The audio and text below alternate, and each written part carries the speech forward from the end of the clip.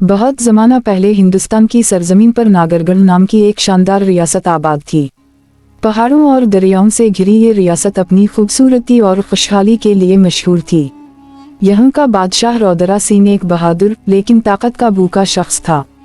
वो चाहता था कि इसकी सल्तनत हमेशा के लिए कायम रहे और उसी की नस्लें हुक्मरानी करें। पुरस्कार खजाना। एक दिन महल में एक मुअम्मर दरवेश आया और बादशाह से कहा, महाराजा, मैं एक ऐसा खजाना जानता हूँ जो आपकी सल्तनत को कभी खत्म नहीं होने देगा।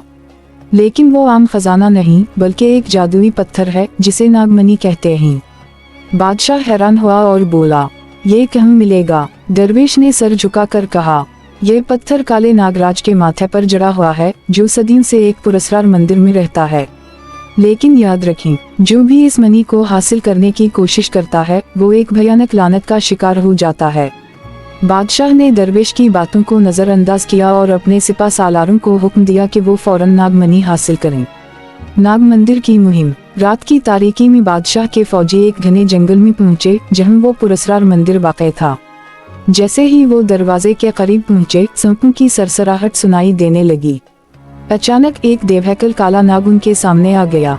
इसके आँखें अंगारों की तरह दहक रही थीं। नाग ने धड़ कर कहा, जो कोई भी नागमणि की ख्वाहिश करेगा वो मेरे कहर से नहीं बच सकेगा।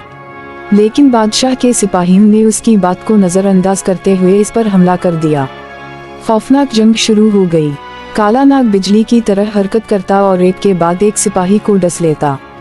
कुछ देर बाद तमाम फौजी जमीन पर मुर्दा पड़े थे। बादशाह ने मौका देखकर अपनी तलवार निकाली और नागराज के सर पर वार कर दिया।